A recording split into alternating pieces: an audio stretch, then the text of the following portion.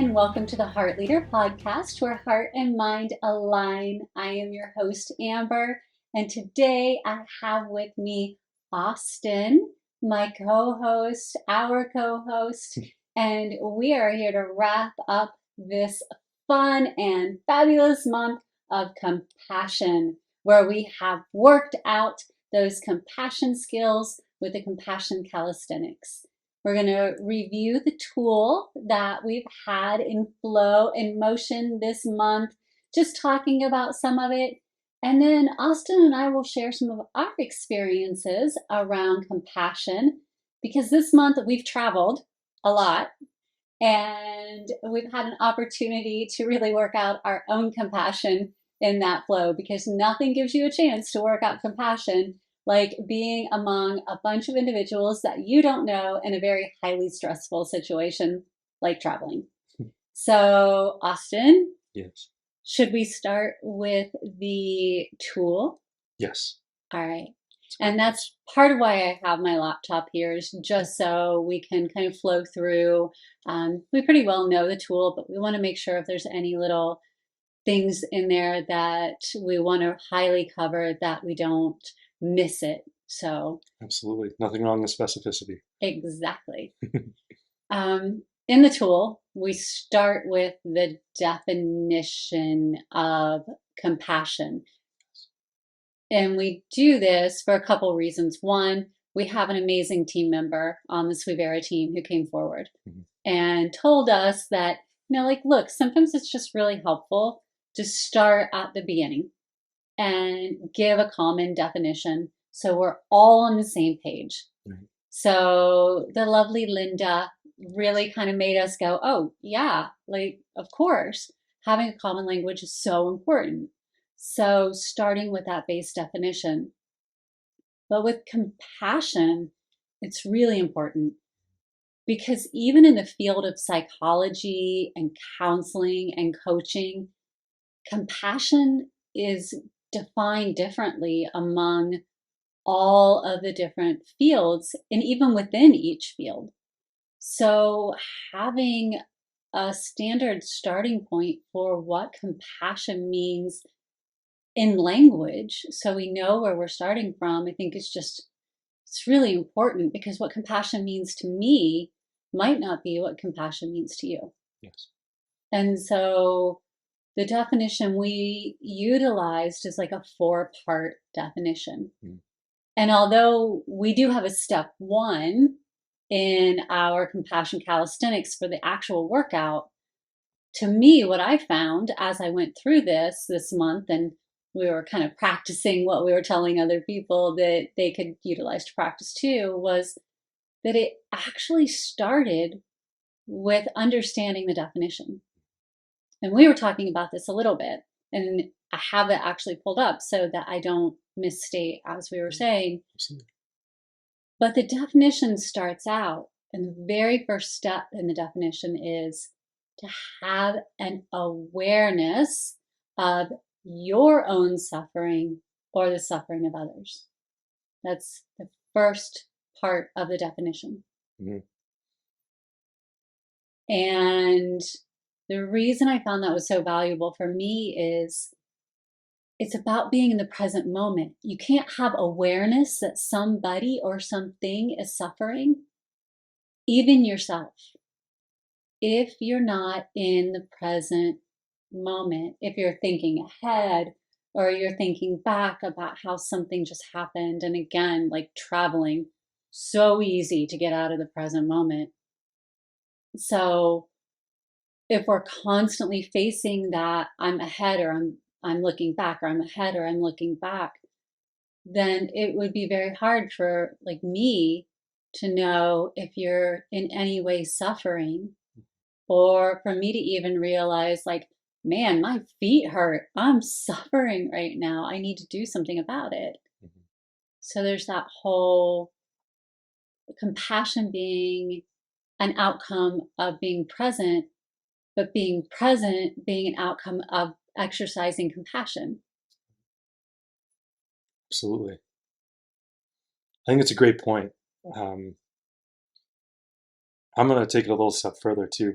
on this. I feel like this the definition is suffering within yourself or another, and I honestly feel like it instead of an or, it should be an and. Just like we've been kind of talking about throughout this podcast and multiple episodes, because an or kind of creates an other. Mm-hmm. Just the way that's set up. And so it's hard to focus on both or engage in both when the definition itself is focused on one. Mm-hmm. And it's, compassion can really flow well with empathy, right? And that's gonna be another conversation that we'll talk about later. But part of compassion is inclusion. And so when we are recognizing that someone else has suffering, it can help us understand our own.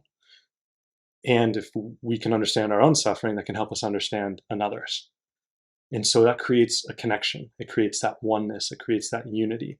And as we talked about at the beginning of this month, what is compassion? Our little definition was communicating passion. Another word for passion is love. So communicating love. And so when you can see yourself in someone else and see someone else in you, that is communicating love. Yeah.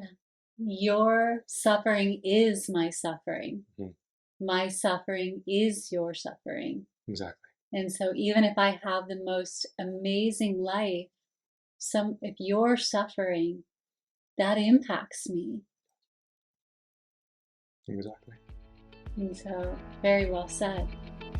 This episode of the Heart Leader podcast was brought to you by Stephen Douglas.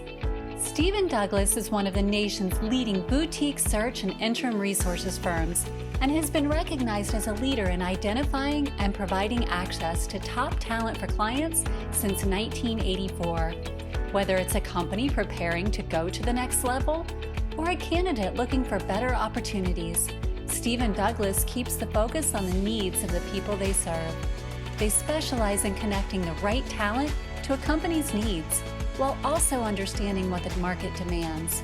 To learn more about this amazing organization, visit them at stephendouglas.com.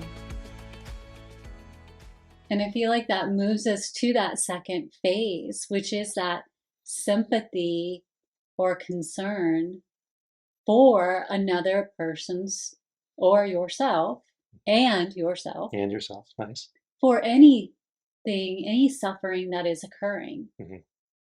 But in order to have that connection, that sympathetic concern, you first have to start by being aware that it's there. So, like I have this computer in front of me right now. If I am in the present moment because I'm typing on a computer and that's pulling my focus into the present moment, that doesn't mean that I'm aware of what's going on around me, right? And so, or even within me.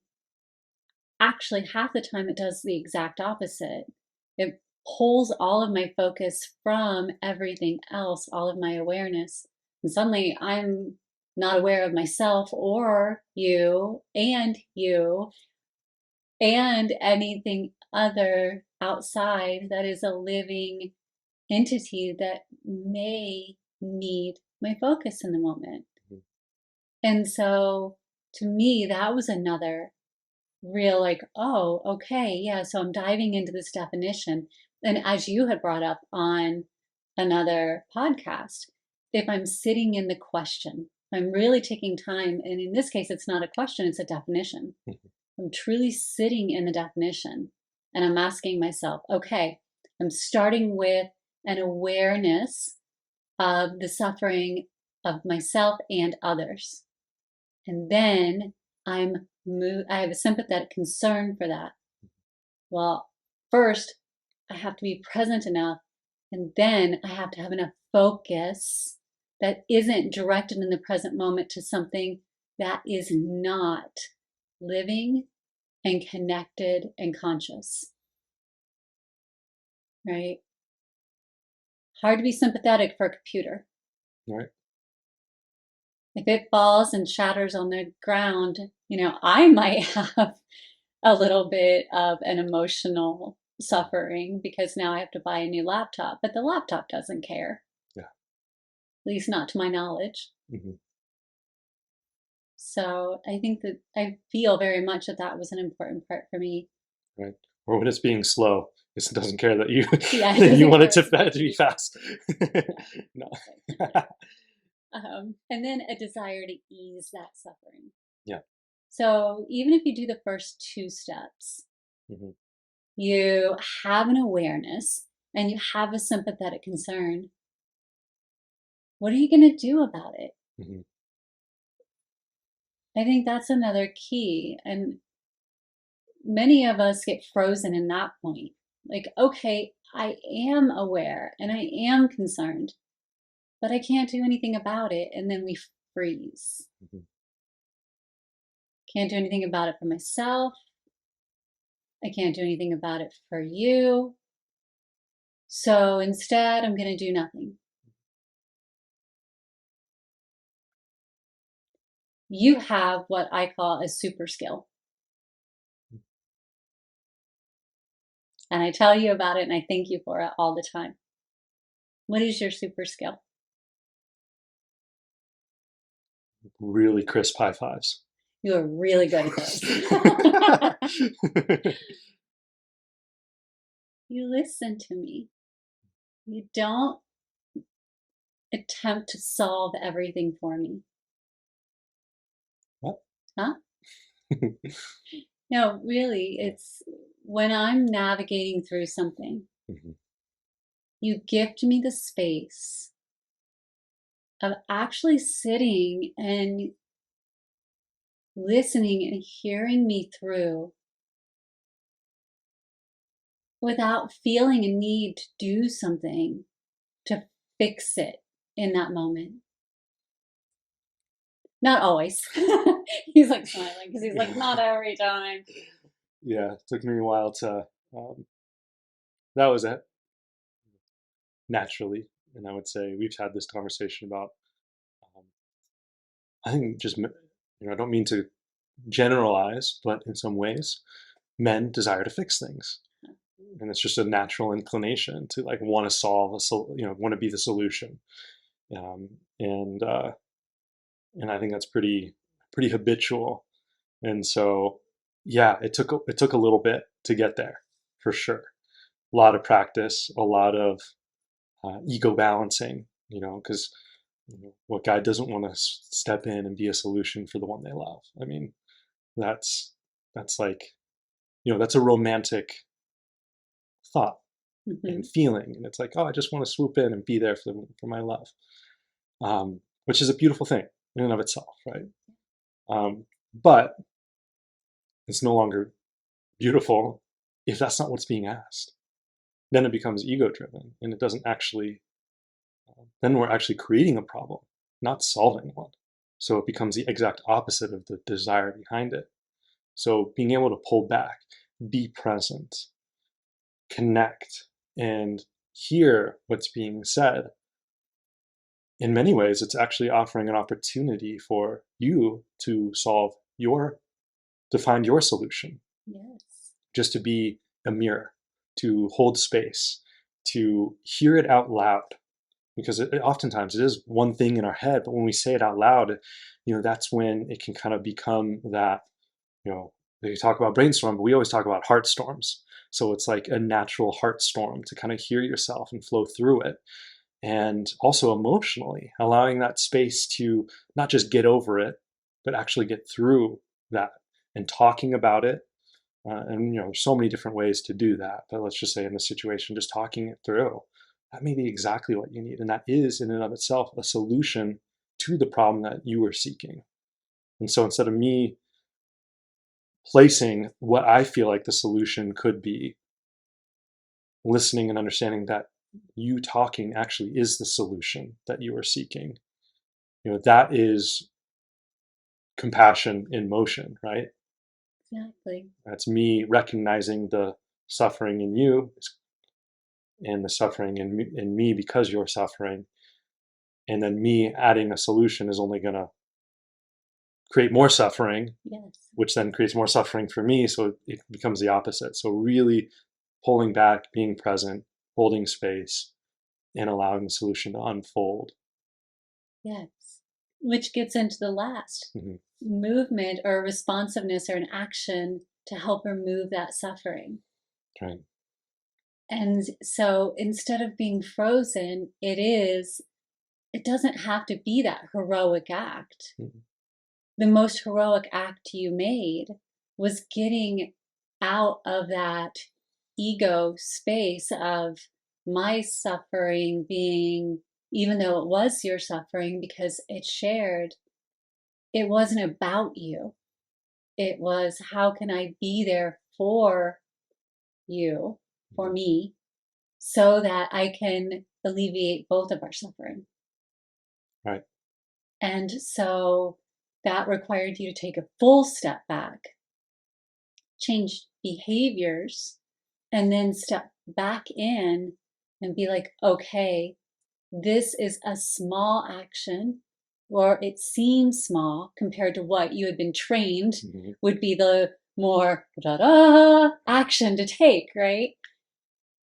So it seemed so small, but you took the time to observe what I really needed in the present moment. That was a huge action for me. Plus, it empowered me. And so when we feel helpless to alleviate someone else's suffering, maybe the step to take is that step back to observe, like you did and do on a regular basis, and say, okay, what is what I can do? What small step can I take? Because any step is going to be a step forward. And that small step may be the hugest step for that individual. So well said. I feel like the big aha moment relative to that is that whether it's compassion or the doing aspect of compassion, like finding a solution or wanting to wanting to ease that pain, we have to stop viewing it as transactional. Compassion is not transactional. It's compassion is a feeling. It's not the doing is a byproduct. So if we can pull back, compassion is first and foremost a feeling. And we don't do feelings, we experience feelings. So well And said. the Yes. best way for us to experience feeling is in connection. And so when it becomes transactional, it takes away the magic, it takes away the purpose, the intention, and the learning centered from what you're supposed to get and gather from that. Suffering is happening because it's a learning opportunity. And so when we are so focused on the solution and the doing and the transaction of it, then all we're doing is boosting our ego and completely missing out on the entire point, which is the learning. Yes. Or the connection. Or the connection, right? I mean, how many times has it brought us so much closer together? Mm-hmm. And so, yeah, it seems challenging in the moment. But the result of the moment, because we dove into it, we allowed it, and we gave each other all that we had throughout it. When you come out the other side of that, Mm-hmm. you're so integrated together and stronger as a result. Right. And I 100%, and just for clarity purposes for our listeners, connection in it doesn't mean falling into victimhood over this whatever's going on either. Correct. Because that in and of itself is a transaction. It is a result. And so we want to just clarify results in that sense. Because that's victimhood is a destination of the suffering. Yes. And that's not what is going to help us learn or grow. That's a stagnant result. And so being able to, I don't want to take away your words of the result, but in reality, maybe reword it in the fact that it's not about the result. It's about the connection. It's about um, the unity of the experience. Yeah. And so whether you find a solution or whether you may remain in that suffering, not falling into the victimhood of it, but maybe experience the learning side of it, because you may both be suffering for a time period. But the reality is that any feeling, regardless of what it is one that is not your identity, as we've talked about. Right. It's one that's fleeting. And so we, as a team, whether it's yourself or others, a couple or a family or a community, whatever it is, can band together in that collective connection point and experience that suffering together with the intention of overcoming it together. And it's from that process that we rise together, we build, we grow, we enhance ourselves through that. Then we're not falling to victimhood from that process, and it's not stagnant. It becomes expansive. Agreed. And I would offer, just from my own personal experience, it isn't about becoming the victim or the victor. Right. Right? Either one of those are putting yourself in a container. Yes. And limiting the potential of the experience that you had. And so if we allow ourselves to simply, at the result or the outcome of it, it's just the next step to get us to the next evolution in whatever relationship, whether that's our personal relationship with ourselves, the relationship that you have with others, the relationship you have with the world, whatever it is. When you come out of anything that you're experiencing and that experience is concluding, there is an outcome to it. What is that outcome leading you to next? Because it's choice point to the next choice point to the next choice point. And so if we label each and every one versus using it as information and guideposts, okay, I came out of this one, and now Austin and I feel more connected than ever. Guidepost. That means that now our relationship is stronger and more enhanced. So our next growth point, it will not take us as long, likely, to navigate through a similar experience, or it's informative and it guides us to the next. And so each one, when we hold compassion for each other, when we use it to connect, it gets us to next phases and everything, internally, externally, and with others. Love that. So it's so well said. I think what you said is very, very important. And that's where, what you had talked about in previous podcasts about just sitting in the information for a little while, asking yourself, what does this mean to me? Okay, great. This is a definition. All it is a definition. It's words on paper or electronics at this point. But regardless, all it is words. But what does it mean to me, and how does it apply to my life? And if you just take 15 minutes and sit with it, it can really cause you to start to go, And just like what we just said with guideposts and using it as informative means to navigate to the next phase, it can do that for you. Mm-hmm. And so it is important to start out just by having that level of understanding. I love that. I really like your emotion is information. That to me is such a good, what we talk about, what it means to be a heart leader is combining heart and compassion with intellect and logic to make an impact. Well, we can view that emotion is information that is combining heart and logic together to help us impact whatever it is that we're seeking. So I really appreciate it. That's just a really good little nugget. Thank you. Yeah. For me personally, and again, anytime we say something, I'm not saying it is absolute truth. Sure. All I can ever do is speak from the experience that I have personally had. Yeah. But in my experience, my emotions, if it's like my thoughts, either way, if I give them permission to own me, they will. Right.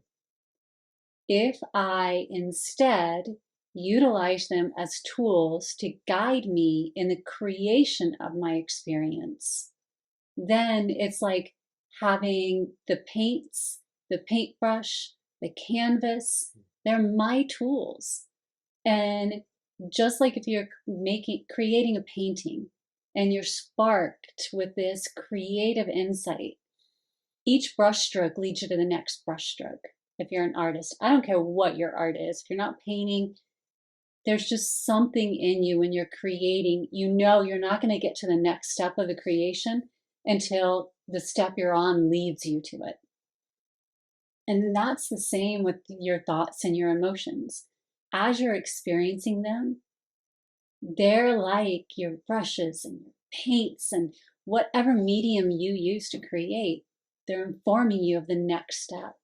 And so if you get ahead of yourself and you think, oh, I'm going to be in love with that person, well, you're already 10 steps ahead, and it's not going to get you where you truly believe you're going to go. You need to be in that moment, feeling the feeling that you're feeling in that moment. Beautifully said. Thanks. So, working out those compassion muscles that we have, Yes. since we do know that we can at least practice compassion and grow stronger in it. You know, we've reflected through psychology and coaching that people can gain compassion through connection, internally and externally. But we say, and we again reflect scientifically, that it truly has to start with self-compassion, right? And I know that we've experienced that ourselves, that awful negative brain bias that can take over, and we talk about a lot because it is so prevalent. And so if we're quick and easy to say bad things about ourselves, to be hard on ourselves, it is going to be so easy for us to do the same thing to others. Mm-hmm. To judge others, to put them in categories, to label them, because we've already done it to ourselves. We're in a box. Everyone else should be in a box. Right? And so we start with that level of self-compassion, because chances are high we're not going to change anyone else either. So start here. Yeah. Right? Yeah. The only thing we can direct is our own perspective and action. Right. So, yeah, it is amazing when we start to choose to be more compassionate to ourselves, how that can open up the door for us to be that to and for others as well. It's like, Steve talked about that in a podcast earlier this month, and how he's doing that in business, and how him individually, the more compassion he had for himself, the stronger he did for others, including his employees, which then helped his bottom line. And then, it was a whole beautiful discussion about how compassion can benefit your business. Such a beautiful point. But it all had to start with him as the CEO, the founder. I mean, everyone's going to be looking at him to set the tone. And so we can do that, and it can change people, but not because it's forcing them. It's because it's inspiring them. And it's not because we are saying you have to do this or you need to change. It's sparking, as you always say, sparking that light within themselves to know what's possible. They just have to be able to see it first. And once you can see it, then you realize it's possible. And then it's like, oh, and that's what you did for me. When you when I saw the compassion you had for yourself, the compassion you had for others, and how that fueled you, it's like, I want that. I want to experience that. And you're right, it did started with myself, and had to dive in. And crazy enough, that was the hardest thing. It was easy to be compassionate to a level that I understood at the time. It was easier to be compassionate to others than it was to myself. And even some degree, even today, even these days, it's, even though I've done a lot of practice and continue, it's just the times of my life that I wasn't compassionate to myself far outweigh the times I was. Yes. Now, every single day, I'm seeking to create more balance in that and growing that side, so they do even out, and hopefully get to a point, throughout my life, that it becomes greater on the compassionate side than the non-compassionate side. But just like anything, it takes time, it takes practice, it takes dedication. But what greater calling is there to be dedicated to love? I agree. And when you see an entire organization like Stephen Douglas, or like James and Lance, who Yes. were talking about the entire Robeson Reserve communities that are built around staff having compassion for self and compassion for each other, that then inspires the members of the community to have compassion for the staff and have compassion for each other. You see that it can actually be contagious, but it actually starts with each individual within themselves. And then like that light just kind of, it keeps going and it keeps going. And it was palpable being in that community. You could actually feel the joy. And it wasn't like we walked on and we were like, oh, we were anticipating this. No, it was, we walked on anticipating we were going to see a standard community that had some really good practices and principles. And you pulled in there and it was just, everyone was happy. People were singing. It was joy in motion. And it really does start from that place of knowing we're not going to be perfect all the time. And we're going to make mistakes. And we're going to be okay with that. And we're going to lift each other up when we do make mistakes. And we're going to just address it. And we're not going to make each other feel bad. And that's a huge part of it.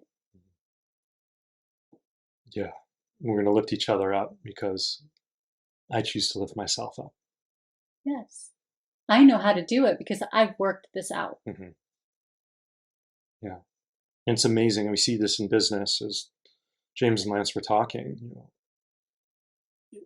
It attracts the top talent, which then builds the business. It helps grow. Then everyone's happy. I mean, we walked in, the place is spotless. It looks like, it'd been open for 3 years, but it looks like it'd been open for 3 weeks. Yeah. And it was just mind blowing. And so, it's that love and compassion is permeating into everything from culture to purpose to attention, all the way down to the cleanliness of the space.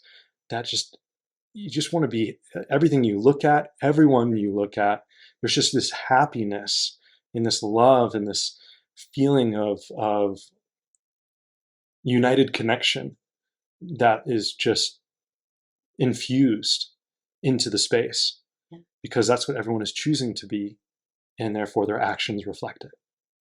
One of the things they said in our discussion was, as staff, we get to go home. But what we have to keep in mind is this is where people live. Yeah. They don't get to just clock out and leave. Mm-hmm. And so we have to have the foresight, the compassion, and the care to leave their home the way we would keep our home. Mm-hmm. And I had never heard that before. And, I have been to thousands of senior or assisted living communities, but I've been to a fair number. And I had never heard that come out of anybody's mouth before. So that is a level of compassion and connection that, to me, begins with that awareness, that self-awareness, and then that awareness of what's outside of self, so that then you can connect and know. And James even talked about that with the ping pong table, right? He had noticed that people had pushed 2 tables together and put a net on. Because he walked the property, he could notice that, okay, I can fix that for them. I can just get a ping pong table for here. Yeah. He couldn't just let that go. He could have just let them spend their time playing ping pong on 2 tables with a net. But he had compassion for the people who lived there and took the effort to just bring in a ping pong table. Right. Yeah. And when that kind of compassion is presented, the people living there are going to want to present that type of compassion back to those who work with James and James himself. Yes. And so it becomes this beautiful circle. And that's why I was kind of going down that road, because it doesn't only just work in business, and we tend to forget that, but it not only works in business, it works individually. When we start being compassionate for ourselves, towards ourselves, we start to attract, in business it would be greater talent, but we would say maybe stronger friendships, connected relationships, those who you start to attract that same type of connection point. So when you're at home or in your social settings or when you're at work, you're creating this beautiful vibration of love, connection, and unity that is flowing into and infused in all aspects of your life. Therefore, you're not putting it in a box or putting aspects in a box. You're creating continuity of compassion throughout all levels of self and all experiences of self. Yeah. And that's why self-compassion is so impactful. So let's talk about the tools that we provided and any others that we can think of. We're not limited to the tools that are in the Compassion Calisthenics. So if you think of any others, but what is in there? So I did the silly thing when I first started my whole self-love journey. I worked on multiple different levels so that I could truly and deeply connect within. And one of the things I did was write myself love letters. And it was quirky and it was silly and it was fun.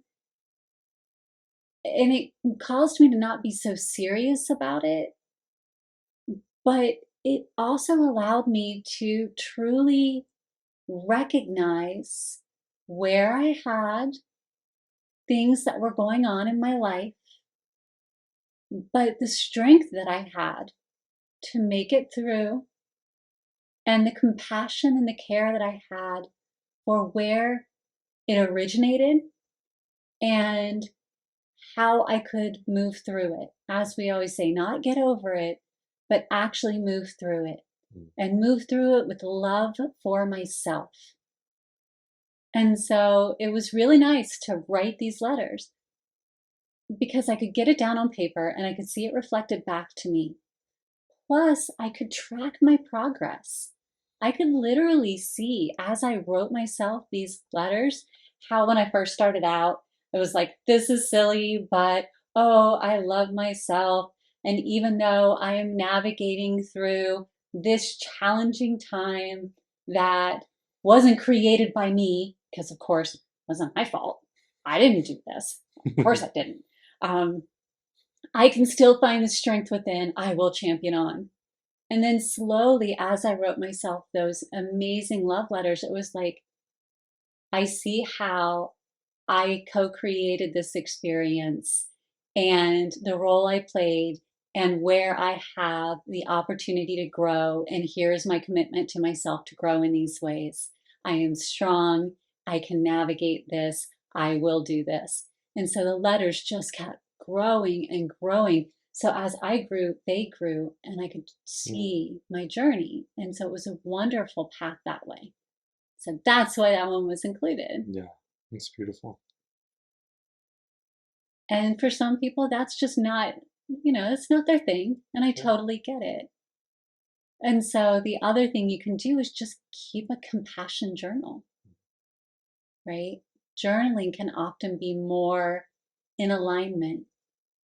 So you can track how you've shown yourself compassion throughout the day, how you've maybe reduced the negative self-talk or done something kind for yourself to show yourself that you're worthy of kindness too.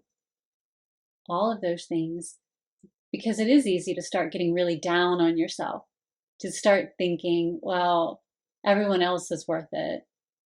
And we talked to Emma and Kara about that a little bit. When you're out on social media a lot and you see everybody having this amazing life, I loved how Emma put it, like you don't think you're worth anything, right? You're just a big bag of whatever it was that she said. But it's like, it's easy to get in that space and really be hard on yourself.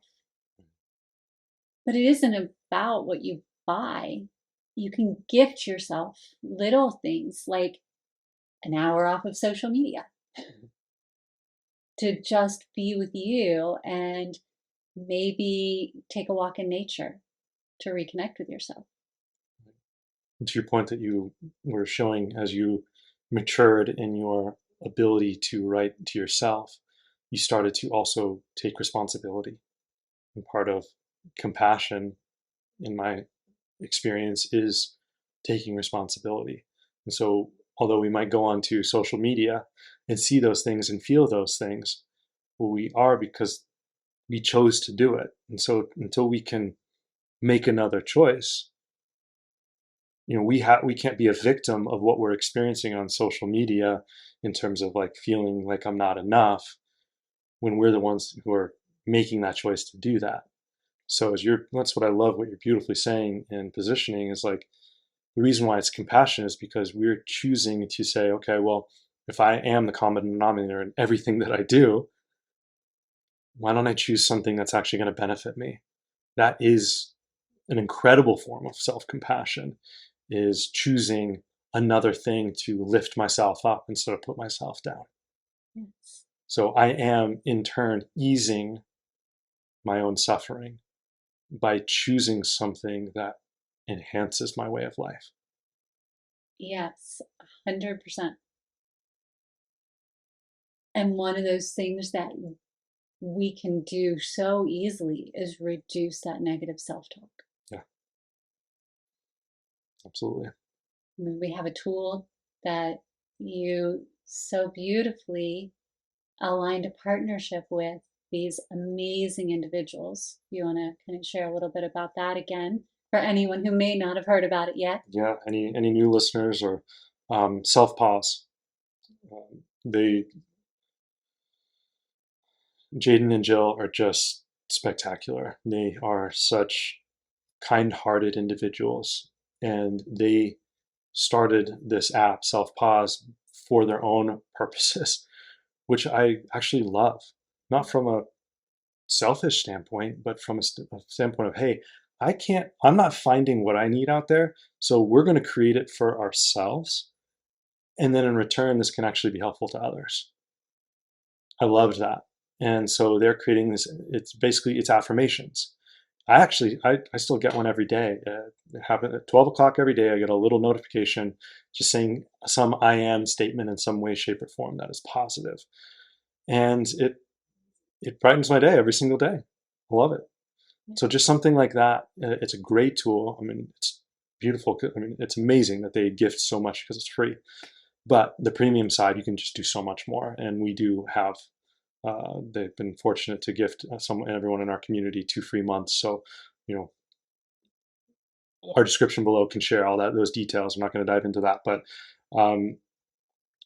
just something free like that.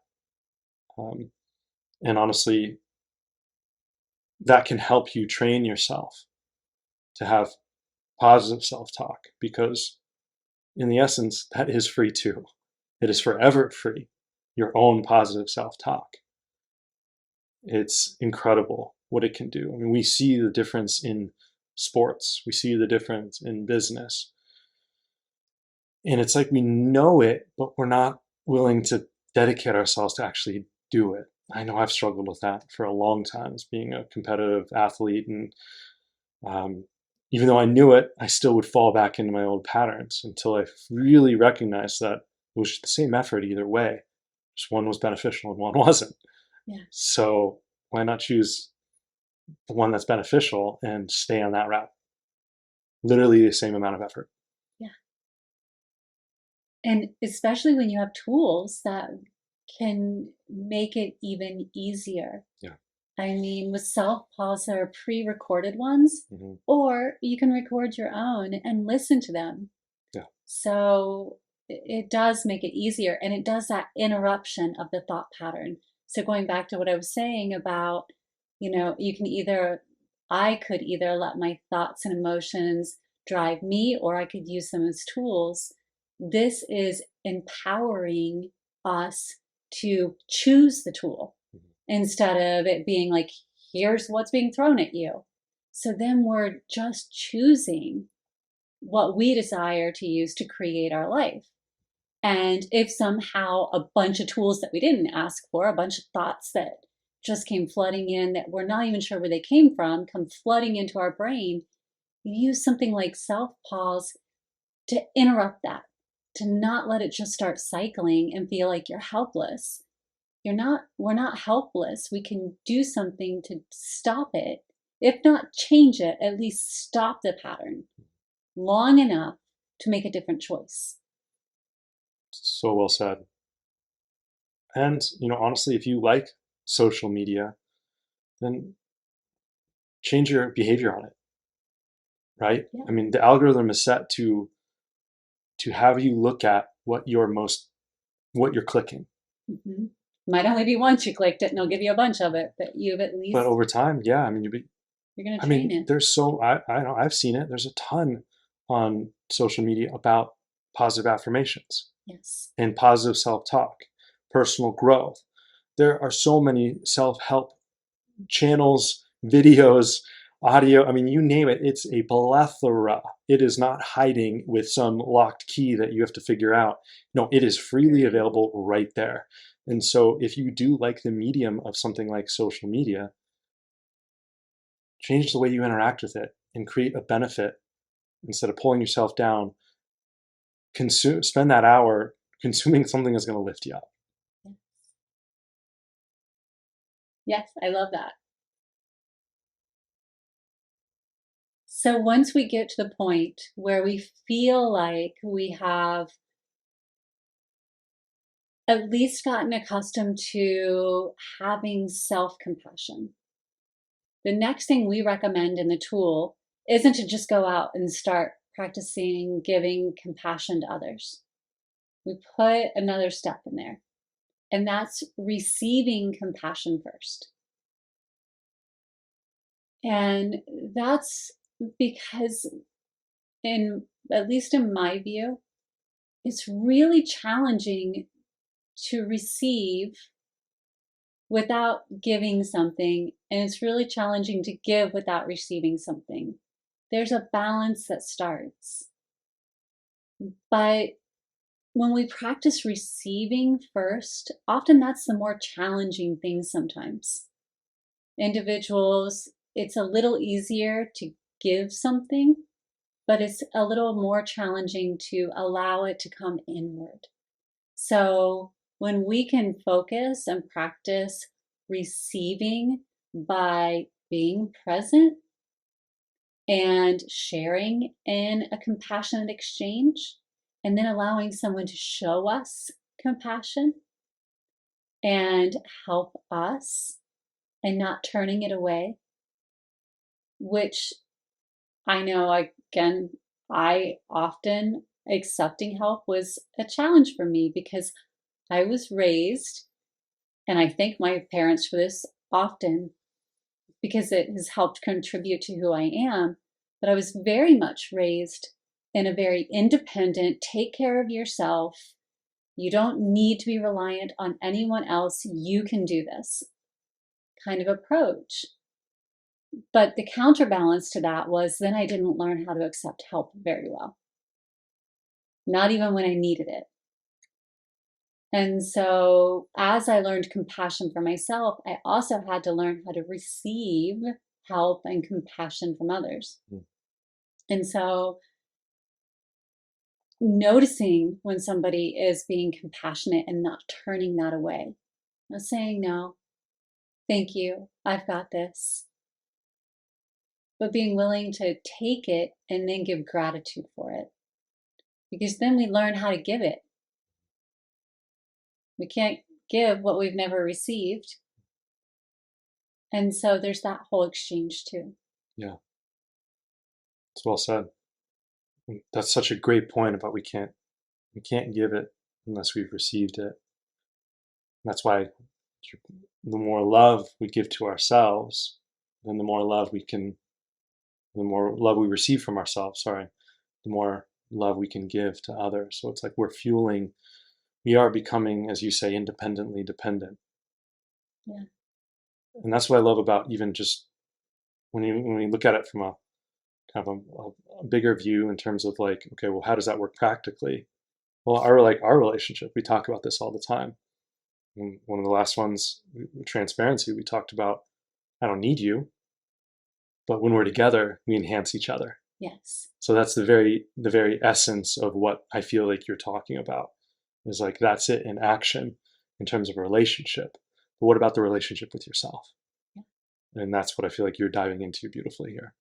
It's like that snowball effect, right? I start self-love and self-focus is like that small little snowball that keeps rolling and rolling. And then it compounds on itself because the more you learn about yourself and the more you grow, the more you expand, the more you become aware of this mountain of snow that's all around you. And it just keeps going and building upon itself and building upon itself.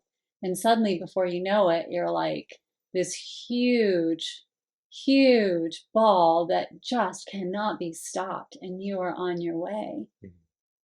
And so it's amazing, but it's got to start with that little bit of momentum within yourself that just keeps going. And we all, if you need tools, then visit the site and find the tools that fit for you, but find tools that will keep you in motion and keep you gathering so that you can reach that space. Right. Again, YouTube, Facebook, you name it, all these social medias, you were to type something in like that, it would have it. But yeah, we've definitely compiled all of our tools in the Heart Leader Toolbox, and that's completely free, with podcasts and worksheets and all those high level discussions from different walks of life, all talking about it. So, it's out there. We just need to know what we're searching for, and it'll be there. Yeah. And ultimately, once we've come to understand self-compassion, and then we're able to receive compassion, it's almost like we set ourselves on fire with compassion and it just goes and it becomes so innate and ingrained in who we are that holding compassion for others becomes almost second nature. And so there isn't a lot that we need to practice at that level, because as you so brilliantly pointed out at the beginning, then I recognize that your suffering is my suffering. And I allow that my suffering is your suffering. So when you desire to help me, I'm not going to block you out. And so there is that connection that starts to form. And we do just start to lift each other up. And the connections that we form become stronger in the process. which is why this is a big heart leader tool. And it comes later in the flow. Here we are, we're several months into our podcasts and talking about heart leaders. But once it's there, it is building a building block for us individually, each, and then in our relationships, in our communities, in our businesses. It snowballs. Right. Absolutely. And honestly, even more so, I don't think it's just second nature. Compassion to me, compassion is first nature for humans because it is love, and we are love. And that's why we have heart leader. Heart is before leadership, because the leadership side, those are the skills that we gain. That is what becomes second nature. But what we're leading with first is our heart. It is compassion. And so we are, whether it's spiritually, we're accessing the divine, God, whatever you want to call it. To me, that's what that is. Emotionally, it's compassionate, compassion. Maybe mentally, it's recognizing connection, seeing that in someone else. And then physically, we experience that in the doing and in the actions that we take, whether that's consoling someone, whether that is creating a group where people can talk, or hey, a podcast like this, where we can talk together, or even just, as you're saying, writing these tools for yourself and writing a compassion journal, so it flows all the way through every level of ourselves. And so that way, to me, compassion, and I said in the beginning of this month, that there's something a little extra. All these tools every month are important and a huge aspect and an attribute of being a heart leader. But compassion to me is just that little bit of extra, because it really is the first nature of who we are. I love that. Thank you. I believe that wraps up compassion. Any final words that you have that you would share on compassion? First nature's pretty awesome. It would be a good place, but no, I just I feel like that's a great place to finish up, and then just to say thank you to all of our incredible guests this month who shared different levels of compassion through generations, through business, and through actual action. They really, everyone was embodying compassion at different levels, at different stages in life too. And so it shows that we aren't limited. Compassion and love aren't limited. We are the ones who put limits on love. Yeah. And that's something I know you say, and that completely changed my perspective. So if you're willing to expand your limitations and drop them completely and fulfill and embody love, compassion does become that first nature, and you'll see your life change exponentially. Great. And to thank them, because there was travel involved in all of it this month too. Kara and Emma traveled to us from a completely different state. And then Steve Sadika so kindly invited us to his space in Florida. And then we were invited to Robeson Reserve. And so each and every individual this month either allowed us to travel to them, or they traveled here, which is a great honor. So very grateful for that. Yay. And we appreciate you traveling through the great interwebs to see us here on the Heart Leader podcast, where heart and mind align. If you know someone that is a heart leader and you feel that they would be a great guest on the show, just go on over to swivera.org and let us know about them. We would love to have them as a guest. And don't forget, you can join the Heart Leader Toolbox completely free. And there you can find the Compassion Calisthenics that we reviewed today, along with a lot of other amazing free resources. Next month, we're going to dive into creativity. and how creativity can spark the heart and do so much to just really get us moving forward as heart leaders. Until next time, I am your host, Amber, and this is co-host Austin, and we look forward to seeing you in the Suivera community.